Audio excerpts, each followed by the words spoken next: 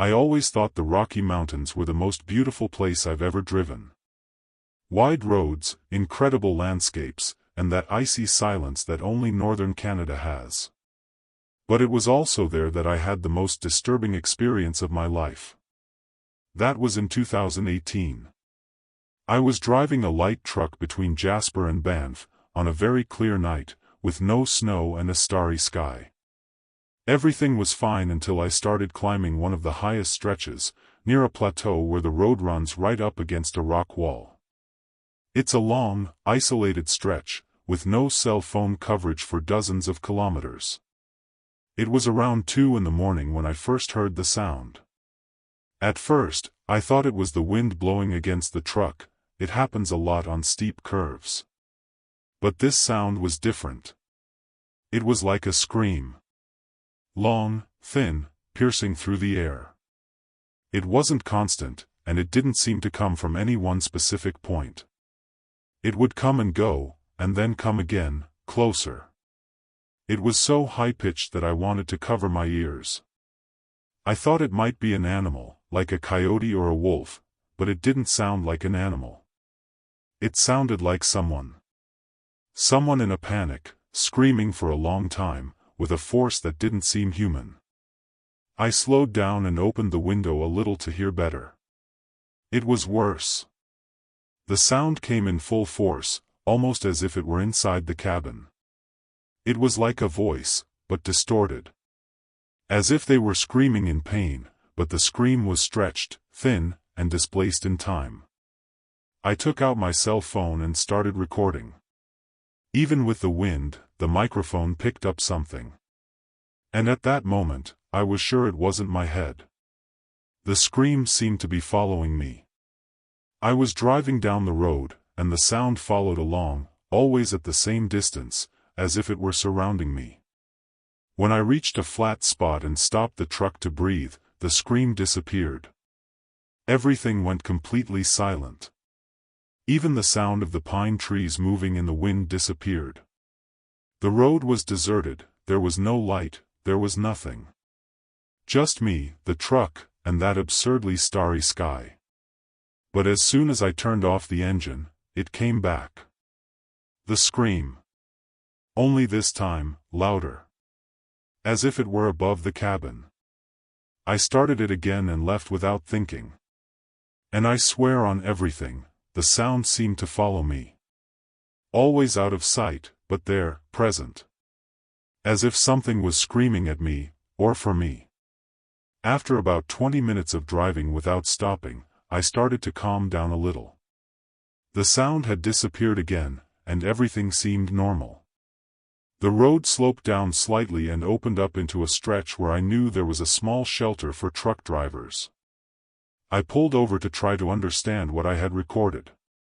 I stayed inside the cabin with my cell phone in my hand, listening to the audio. At first it was just the wind, engine noises, but then came the scream. Loud. High-pitched. Horrible. Even through the headset, it gave me goosebumps. It was a human voice, but there was something wrong with it. As if it was backwards, with the frequency changed. Something my brain couldn't quite fit together. The next day, when I finally arrived in Calgary, I showed the audio to a friend who works in sound editing. He took the file, analyzed it, and was silent for a good few minutes. Then he turned to me and said, "This is a human voice. Only in reverse." I laughed nervously, thinking he was joking. But he explained to me that the spectrum of the sound matched that of a human scream, only with the frequencies scrambled, as if it had been pulled backwards and distorted at the same time.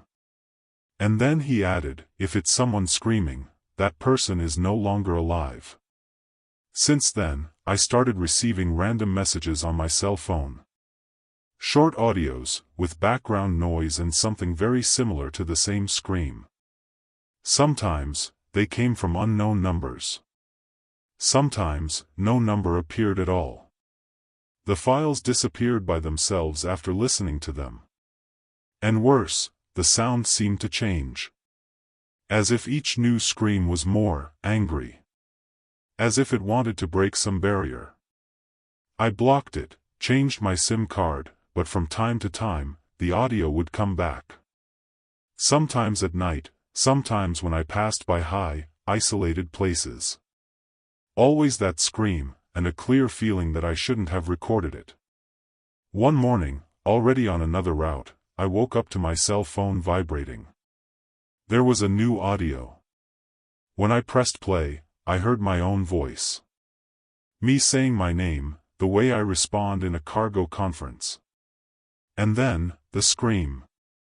But this time, it started as a whisper. And it grew and grew, until it became that same high-pitched, long, impossible scream. That's when I understood. That wasn't just a sound. It was a kind of call. As if, by recording, I had connected with something that lives, or survives, in that stretch of the mountains. Something that shouldn't be heard. Something that just wanted to be noticed. Since then, I have completely avoided that route. Even if they pay me more, even if the route is shorter. Just seeing the name of the region on the map makes me feel a pressure in my chest, as if something was warning me not to go back. And the worst part is that, every now and then, the sound comes back. Not on my cell phone. Not on the devices. But in the environment. It has happened at home. While I was resting, in the middle of the night, the silence is cut by a distant scream, almost like an echo inside my head.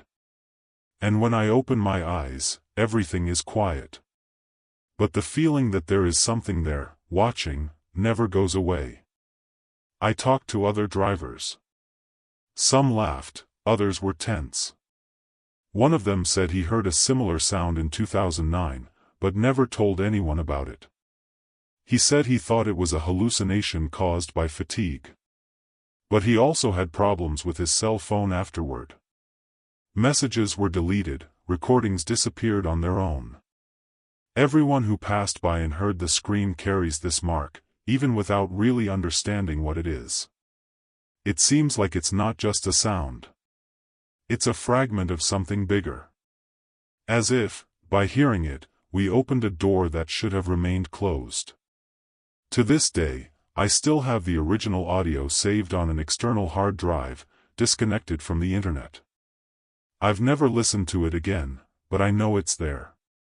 And sometimes I think about deleting it, but something holds me back. As if part of me knows it's no use. That it's already done. The scream got inside me. And no matter how much I run away, somewhere on that road, it still follows me. Every time the wind blows hard against the truck, I wait. Waiting for it to come back. Because it always comes back. The specialist said it was human.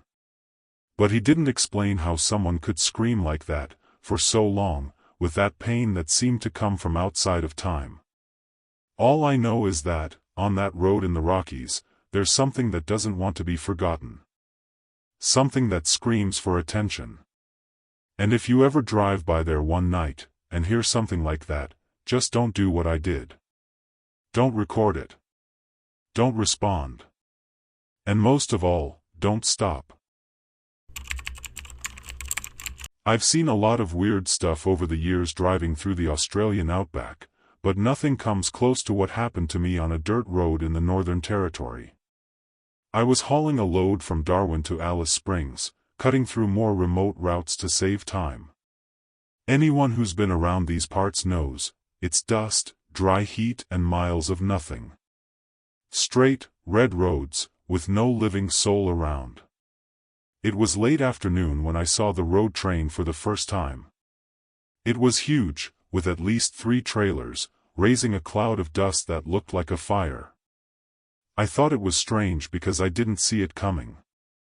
It just appeared, looming in front of me as if it had been there all along. I kept a safe distance, but I soon realized that he was driving slower than usual. He stepped on the gas, pulled up and backed up, as if the driver was playing with the people behind him. I tried to contact him on the radio to let him know that I was going to overtake, but all I could hear was static. It wasn't common. The frequency there usually works well among truck drivers. I sped up to pass, but the truck suddenly increased its speed, preventing me from overtaking. That started to irritate me. It was as if the guy was trying to provoke me. Only, it didn't seem like anyone was there. I waited for a long straight, took advantage of a slight downhill slope and forced the overtake. I managed to line up with the side of the road train, and that's when I looked into the cabin. It was empty. Completely. Windows open, curtains half torn, and no sign of the driver. But the engine roared as if someone was accelerating in anger. The sound was deep, loud, like an animal growling. And the weirdest thing is that, despite the dust and the vibrations of the road, the truck didn't shake. It was as if it was floating above the ground, as if it were stuck to an invisible rail. I could see it for a few seconds, until it disappeared. He didn't slow down, he didn't turn, he didn't disappear over the horizon. He just disappeared. 1 second he was there, and the next, there was only dust. I stopped my truck on the shoulder, got out, and tried to figure out what had happened. The road was straight, visible for miles. There was no way he could have gotten away from there without leaving a trail. But there were no tire tracks. None. Just mine. And that strong smell of burnt diesel that continued in the air. I stood there for a few minutes, feeling the heat drying the sweat on my back and the certainty that I had seen something I shouldn't have. I got back in the truck, started the engine, and drove off more slowly, trying to keep my head on straight.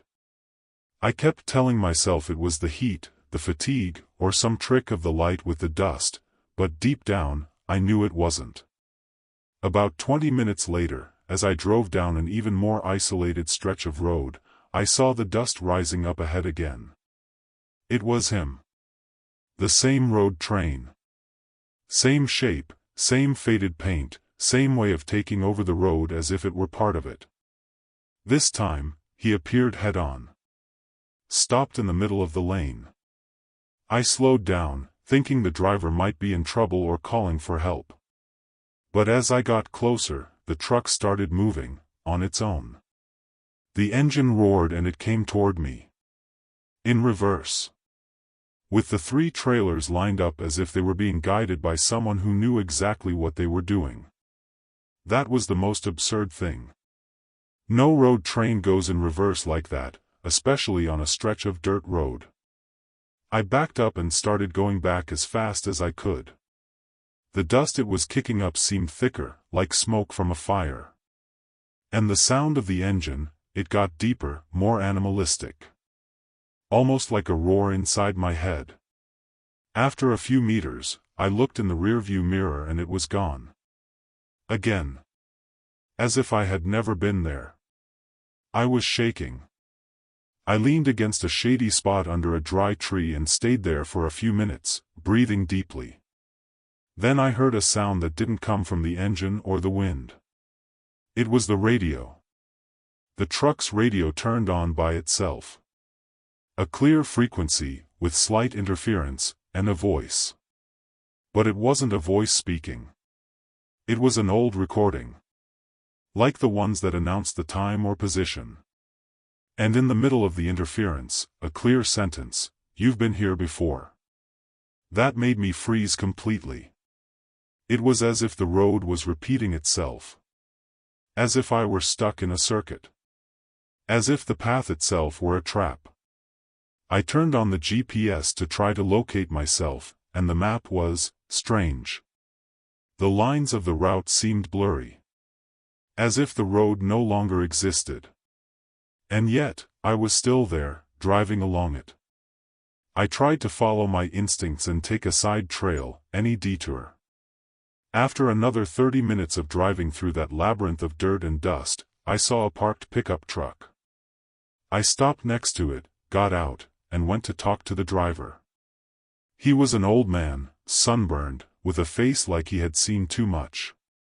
When I described the road train, he just looked at the ground and said, that one doesn't belong here. It's never been there. The old man told me that there had been many accidents involving road trains in that area. Experienced truck drivers, people who knew every curve, but who simply disappeared. Some say that decades ago an entire train disappeared there, without a trace.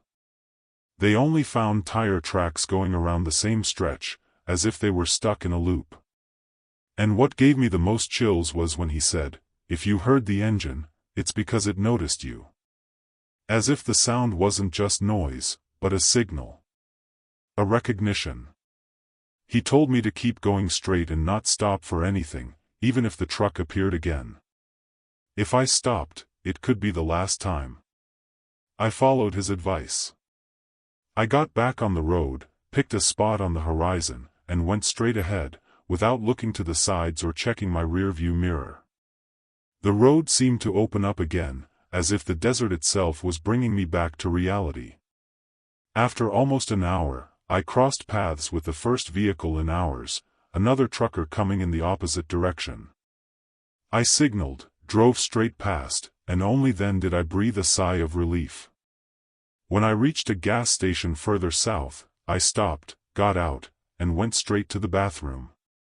I looked in the mirror and realized that my face was covered in a thin layer of dust, except for 2 marks on my neck, as if someone had held me there. Since that day, I have avoided any road that passes through that region. If I see on the map that there is a stretch near the northern plains, I go around it, even if it takes longer. I have never seen the road train again, but sometimes, on the road, I hear a sound in the background. A deep engine, much louder than any normal truck. And no matter the distance, it always gives me the impression that it is coming after me. As if it is still looking for me. As if I had escaped, but it still wants to take me. The strangest thing happened a few weeks later. I was cleaning the truck, and when I took the carpet out of the cab, there was something underneath. A piece of red canvas, with a symbol burned into it that I didn't recognize. It was part of the curtain from the other truck. The one from the empty cab. It couldn't be there. I hadn't touched it. But somehow, I brought a piece of it with me. I put it in an envelope, sealed it, and hid it. Because I know that one day he might come back. And when he does, he'll want it all back. I never believed in those stories about places that only appear under certain conditions. I always thought it was just a local legend, the kind you tell in a pub when you're halfway through your whiskey. But that night, driving through rural Ireland, in County Meath, something happened that still gives me the creeps. I was returning from a delivery, driving along small roads with almost no signs, when I got lost at an intersection. The GPS stopped working, and I ended up following it on instinct, trying to find a reference point. That's when I saw a narrow road leading up a hill, and at the top, with the full moon illuminating everything, there was a bridge. Made of stone. Ancient. As if it had come from another century. The bridge seemed to connect 2 identical hills, covered in undergrowth and something else, detailed. As I got closer, I noticed that the ground around the hills was dotted with standing stones. Celtic burial mounds. Lined up in crooked rows, some with the marks still visible. It was such a surreal sight that I thought it was some kind of historical park or something. But the strangest thing was that on the road I took to get there were no signs, no fences, nothing. As if no one wanted, or should, to go there. Still, I slowly drove the truck to the end of the bridge. As soon as the wheels touched the ancient stones, the radio turned on by itself. It had been off all along, but now it was playing an instrumental melody. It was soft, repetitive, with a sad and familiar tone. It gave me goosebumps right away, because I recognized it. It was the same melody I had heard since I was a child, in my dreams. Always the same rhythm, like a distorted lullaby. I had never heard it outside of my head. But now, there, in the middle of that stone bridge illuminated by the moon, it came clearly through the truck's speakers. It felt like I was inside a dream that wasn't just mine. I crossed. The bridge was long, and as I drove on, I felt the truck grow lighter, as if the tires were no longer touching the ground. The tombs on the hills seemed to lean slightly toward me, as if they were watching me. And the air became thick, still. No wind, no sound other than the melody. When I got to the other side, the road continued as normal, as if nothing had happened. But when I looked in the rearview mirror, the bridge was gone. The hill seemed intact, no sign of any construction. Just the tombs. Buildings. And the music on the radio stopped suddenly. I stopped the truck soon after, in a small patch of dirt next to the road. I needed to breathe, to understand what had just happened. I looked at the GPS, still frozen. I took out my cell phone to try to record something, but the camera wouldn't open. It just showed a black screen, as if it refused to record the place. That's when I heard a sound coming from outside.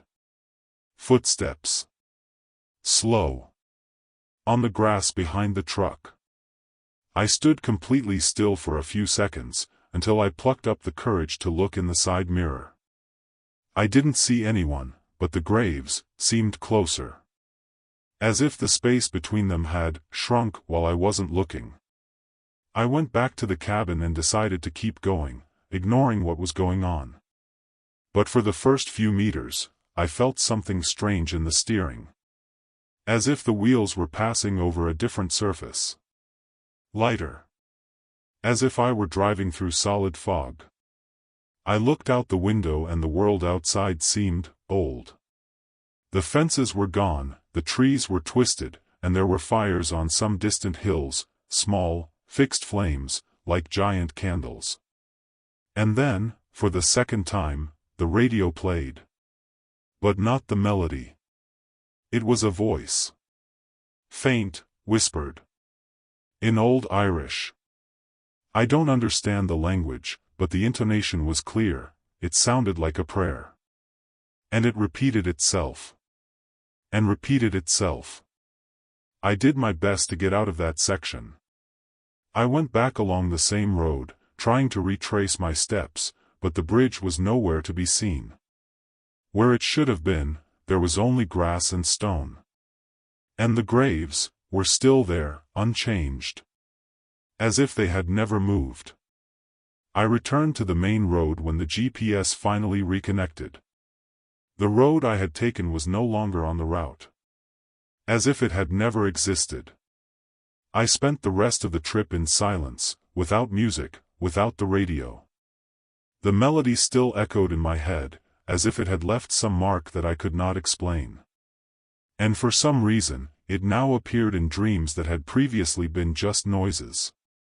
After a few days, I tried to tell the story to a local friend. He listened to me in silence and, in the end, just asked me, "Does the music still play?"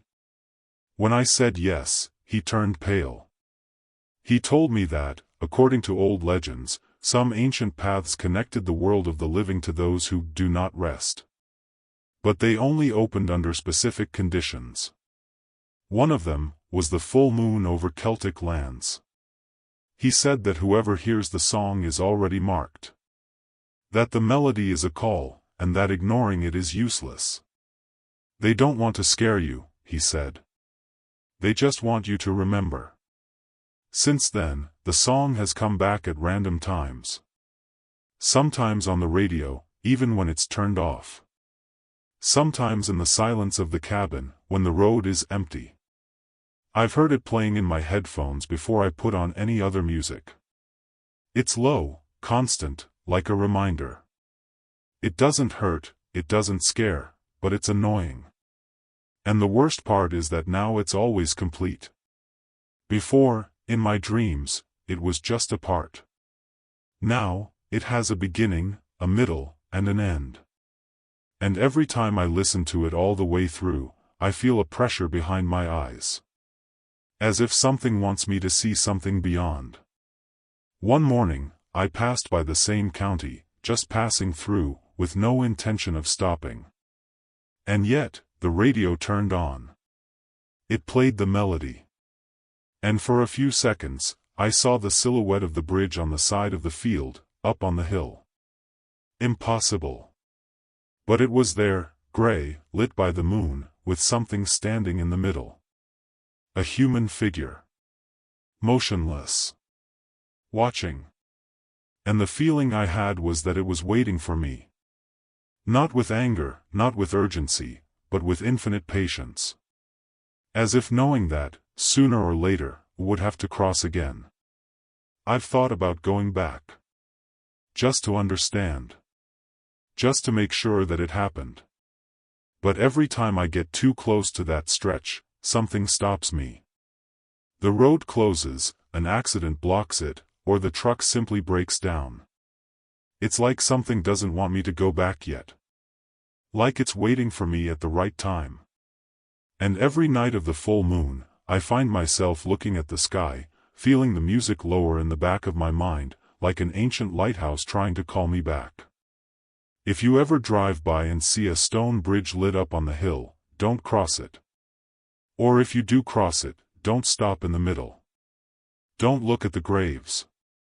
And most importantly, if the radio plays a song you've heard in your dreams, don't sing along. Don't answer. Because if you answer, maybe they'll remember you too. I was driving from Houston to New Orleans on a rainy morning, driving through that long stretch of I-10 that runs through the Louisiana swamps. Driving there at night is strange in itself. Everything seems darker, slower, as if the road had a life of its own. It was raining lightly, the radio was off, and I just wanted to get there. That's when I saw a green light up ahead, blinking by itself in the middle of nowhere. I thought it was a gas station or some kind of emergency sign. But as I got closer, I realized it was a toll booth. Strange, because I remembered reading that all the toll booths on that stretch had been deactivated years ago. The structure was small and old, with a booth in the center and a single lowered barrier. But what caught my attention was the man inside. He was wearing an impeccable black uniform and was completely still. When I stopped, he turned and looked straight at me. His eyes were golden. Not shiny like a cat's, but intense, like polished metal reflecting a light that wasn't there. The green light next to the booth blinked slowly, without making a sound. I lowered the window hesitantly. The conductor didn't ask for money, didn't say, "Good night," or ask for the destination. He only said one sentence, in a low, drawling voice, "Tonight's toll is a memory." At the time, I thought it was a joke, an act, I don't know. But as soon as he said that, he held out his hand and I just stood there. Something inside me forced me to obey. I don't know why, but I took my wallet and handed it over. He didn't take anything. He just touched the wallet for a second and handed it back. Then he raised the barrier without saying anything else. The green light went out. I kept driving with the feeling that something had been ripped out of me, but I couldn't explain it. It wasn't until about 20 minutes later that I realized, I couldn't remember my daughter's face. I knew she existed. I knew her name. But her face disappeared from my mind as if I had never seen her. I pulled the truck over to the side of the road, panicking. I grabbed my phone and opened the photos, and they were there. But every time I looked at a picture of her, it was like seeing a stranger. Like my brain couldn't associate it with any emotion. No memory. I tried to remember the day she was born, the sound of her voice, but it was all empty. Just random information, with no connection. I remembered her name. Her age. But her presence, no. I called my wife, trying to hide it, and when she put the girl on the phone, I recognized the words, but her voice sounded new. Cold. Like she was talking to a child I'd never met. I continued on my journey in shock. I had to finish the delivery, but every kilometer seemed stranger. The road was too quiet, even with the sound of the tires on the wet asphalt.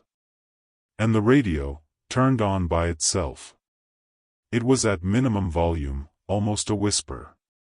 A station that shouldn't exist on that frequency. And it was playing an old song, with a melody that gave me a bad feeling. As if it was familiar, but not to me. As if it belonged to someone who no longer existed. And between one verse and the next, I swear I heard random words. Like memory, payment, forgotten. When I finally arrived at the distribution center in New Orleans, I tried to act normal. I signed the papers, talked to one of the supervisors, but my mind was elsewhere. Every time someone mentioned family, I froze. I couldn't even remember what my daughter smelled like, what it was like to hold her in my arms. It was as if someone had stolen the part of my mind that connected me to her. At the hotel that same night, I dreamed about the toll booth. It was in the middle of a swamp, surrounded by dark water, and the man in the black uniform was waiting for me with his golden eyes shining. Only this time, he was pointing to a line of people behind the booth. All of them faceless. In the dream, I walked up to the toll booth, and when I looked back, I saw versions of myself driving. In different trucks, as if they were parallel memories. And they all stopped at the same toll booth, all dropped off something, and then drove off without remembering what they had lost. I woke up screaming, covered in sweat. I spent the rest of the night trying to find any record of that toll booth. Old newspapers, trucker forums, local blogs. I found a deleted post on a dead forum where a guy talked about a ghost structure that sometimes appears during light rain and a waning moon. And the phrase was always the same: tonight's toll is a memory. I tried to go back a few days later, at the same time, on the same route. And of course, there was nothing. Just the old marks of a demolished structure, weeds growing over the cracked concrete. But the air there was heavy. And worst of all, the light on my dashboard blinked exactly where the toll booth should have been. Ever since then, I've carried a photo of my daughter on my truck's dashboard. Not because I need to remember her face, but to make sure it doesn't disappear again. Because even today, sometimes I look at her and feel that emptiness again. As if the payment hadn't been made yet. The weirdest thing is that, since that night, other memories have started to fade. Small things at first. The taste of a food I knew I loved. The name of a high school teacher. The memory of a specific smell from my grandmother's house. Everything was slowly fading away, as if a part of me was slowly being emptied. And then I understood, that wasn't a one-time exchange. It was the beginning of a process. As if, by going through that toll booth, I had accepted a kind of contract that never ended. And each new memory that was erased, was another installment being charged. I spoke to a roadside pastor, one of those who set up stands with wooden crosses and phrases. He listened to me in silence and then said something that struck me: there are entities that don't want the body. They want the weight. And memories weigh heavily. He spoke as if he already knew. As if he had been through something similar. He advised me to never go back there with anything important in my heart. Because the toll only appears for those who carry too much. And it only charges those who have something worthwhile.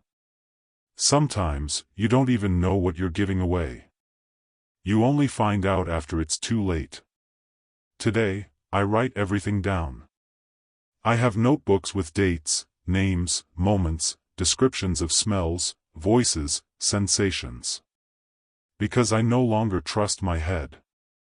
I've lost too many pieces of it to that man with golden eyes. And the scariest thing is that I've never had to stop at a toll booth since then.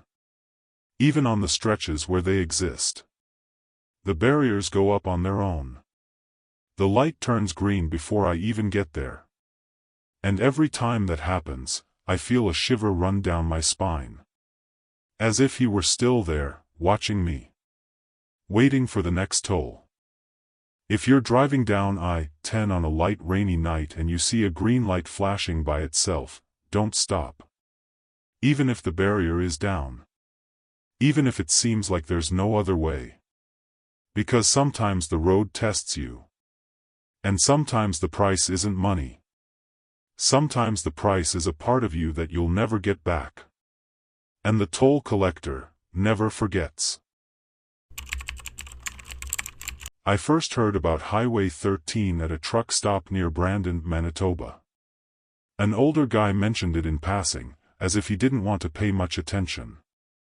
He said it was a strange road that sometimes confused drivers, especially near dusk. I didn't pay much attention. It was just another one of those Canadian rural road stories. But when my GPS suggested a shortcut along it, between Carman and Elm Creek, I thought it was worth taking a shortcut. Everything was calm, the sky was clear, there was no fog, and it was still early. But it only took a few minutes on that road for everything to start to go wrong. The first strange thing was the signage. An old, isolated sign with faded letters read, "Last exit before night." I laughed, thinking it was a joke. Some kind of rural art or local prank. But when I tried to exit the road at the first fork, the entrance looked normal, and yet, after a few minutes, I found myself back at the same spot. Same sign. Same potholes in the asphalt. I thought I had made a complete turn without realizing it. I checked the GPS and it showed different routes, but they all led to the same stretch of Highway 13. I insisted, and took another road. This time, it led to a small town called Elmridge. Simple houses, a central square, a church, and a gas station. Everything seemed normal at first glance, until I realized that something wasn't right.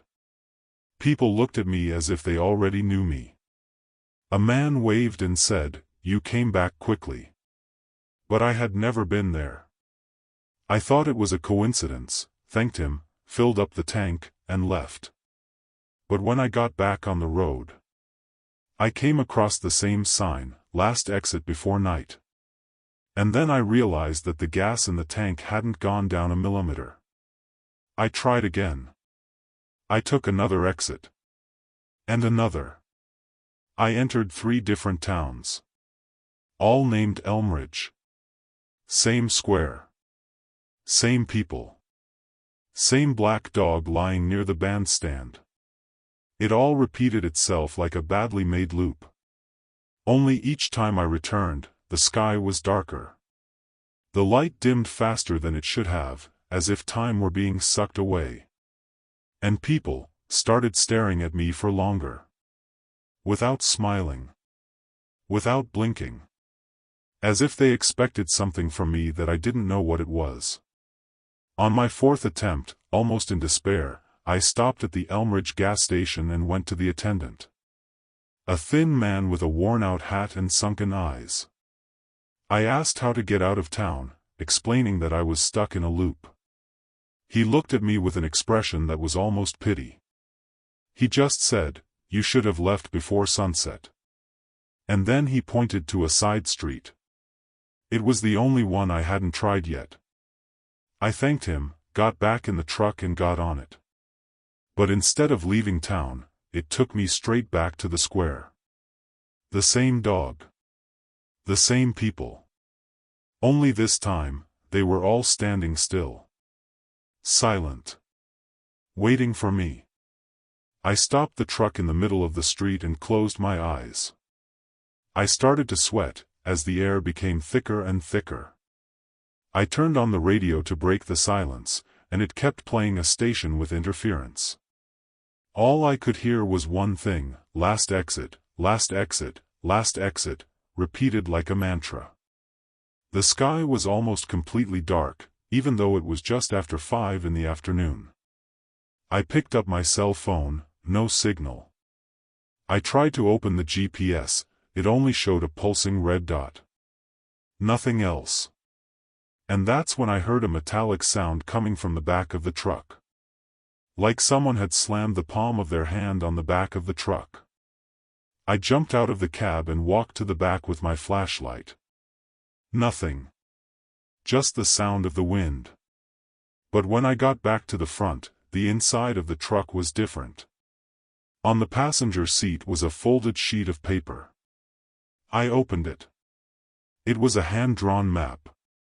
It showed a way out of town that wasn't on any of the entrances I'd tried.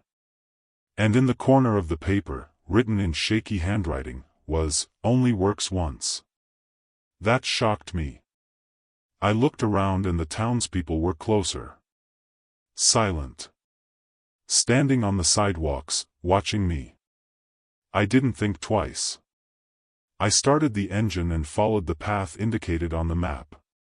It was a narrow dirt track, almost hidden between two warehouses. The truck barely fit. But I went. Trees began to appear on both sides, blocking the road. And what had been dusk turned into total darkness in the blink of an eye. The only light came from the headlights and the dashboard. And even so, I managed to follow the map to the last marked point, an old wooden bridge, almost falling down. I crossed it without thinking. When I reached the other side, the paved road reappeared. And behind me, nothing. No city. No bridge. Just a sign on the ground, upside down, "Last exit before night." Once I got back to the main road, everything seemed clearer, more real. As if I had passed through an invisible layer and returned to the normal world. But inside me, something had changed. The memory of those repeating towns, of the people standing still watching me, of the sign that kept coming back, it all still haunted me.